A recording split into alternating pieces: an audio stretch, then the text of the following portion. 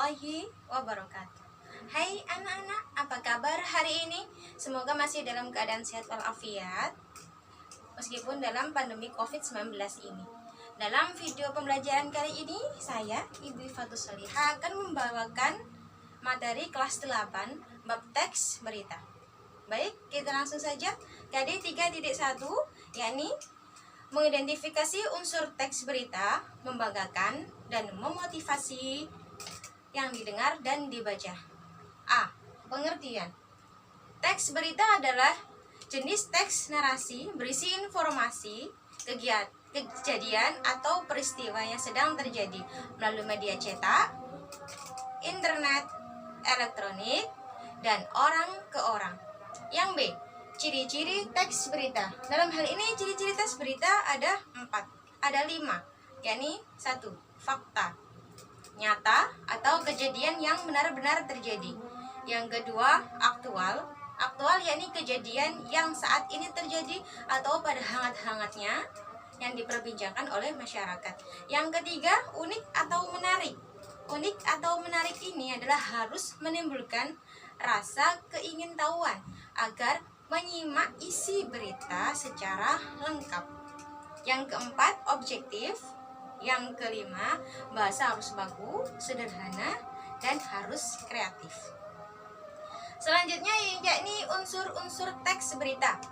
Dalam hal ini unsur-unsur teks berita ada 6 poin. Yang pertama, what. What itu apa yang terjadi. Yang kedua, where.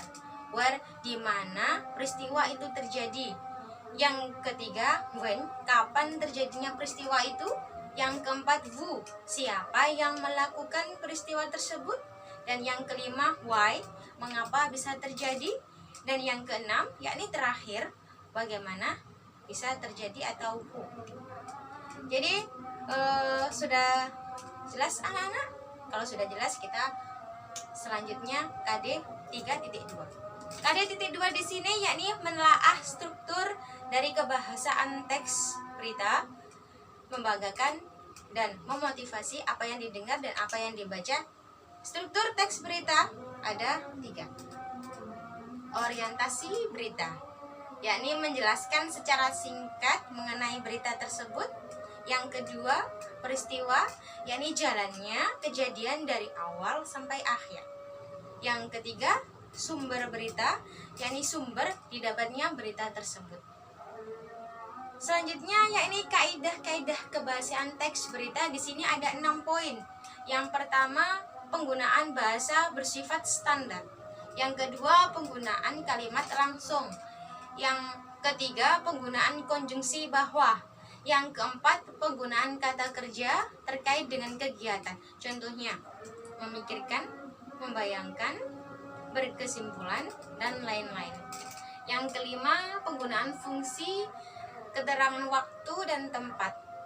Dan yang terakhir yakni keenam, penggunaan konjungsi temporer atau penjumlahan. Contohnya, akhirnya, demi, sambil, sejak, setelah, dan lain-lain. Baik, kita lanjutkan anak-anak ke KD 4.1.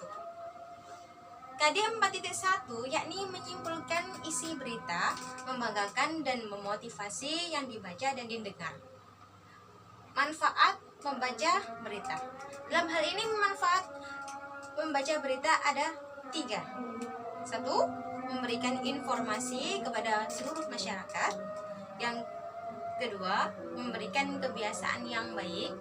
Dan yang C, memberikan pemahaman tentang apa yang terjadi atau peristiwa yang benar-benar terjadi pada saat itu.